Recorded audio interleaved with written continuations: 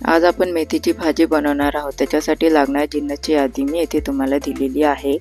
येथे मी माझ्या हाताच्या मेजरमेंटने 1.5 मूठ शेंगदाणे घेतलेले आहे। हे शेंगदाणे मी येथे स्लो गॅसवर खरपूस भाजून घेत आहे। खरपूस भाजल्याने आपल्या भाजीची चव उत्तम येते।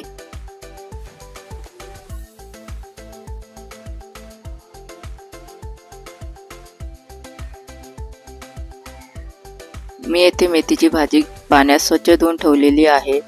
तसेच हे शेंगदाणे जे आपण भाजले होते ते मी येथे थंड करून घेतलेले आहे।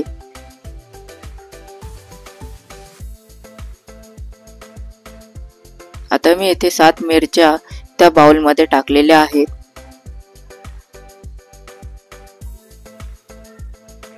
पंधरा ते 20 लसणाच्या पाकळ्या सुद्धा मी येथे सोलून घेतलेल्या आहेत।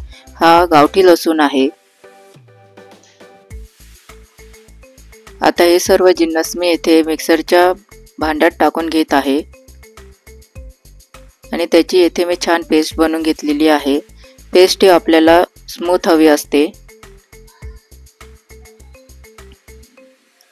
येथे मी 2 चमचे तेल कढईत टाकून घेतलेले आहे। कढईत आपण ही भाजी तेलात अशीच परतून घेतलेली आहे डायरेक्ट टाकून। त्याच्यामुळे आपल्या भाजीचा जो कलर असतो तो हिरवागारच राहतो।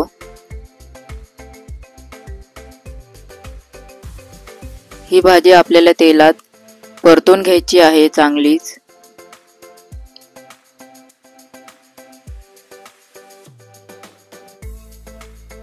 नंतर त्यामध्ये मी येथे जे आपण वाटण तयार केलं होतं ते येथे मी टाकून घेतलेलं आहे आणि हे वाटण मी या भाजीमध्ये व्यवस्थित मिक्स करून घेत आहे।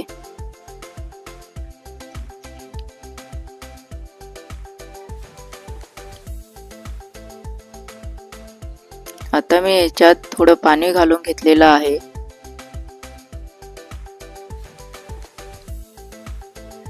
आणि हे वाटण मी पाण्यामध्ये व्यवस्थित मिक्स करून घेत आहे। आता मी याच्यात अर्धा चमचा मीठ टाकलेलं आहे। भाजीत आपण शेवटी मीठ टाकतो।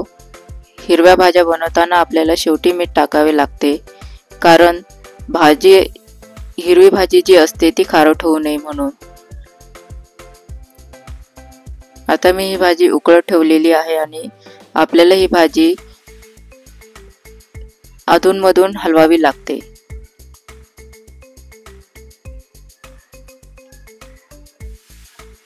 अधूनमधून भाजी हलवल्याने ती खाली लागत नाही।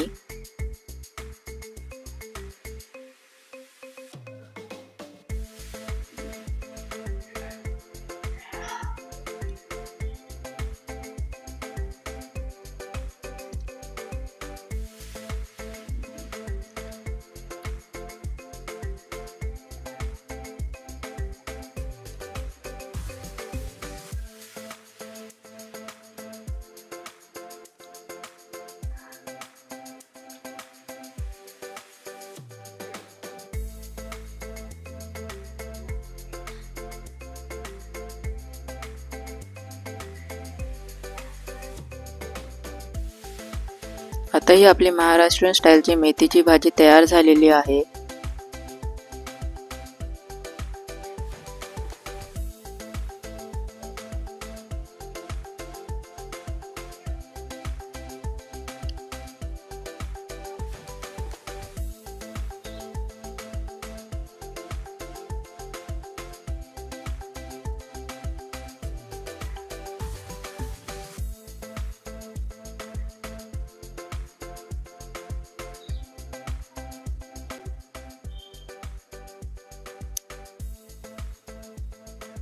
व्हिडिओ आवडला असेल तर व्हिडिओला लाईक करा, सबस्क्राईब करा आणि बेल आयकॉनवर क्लिक करा। Thank you.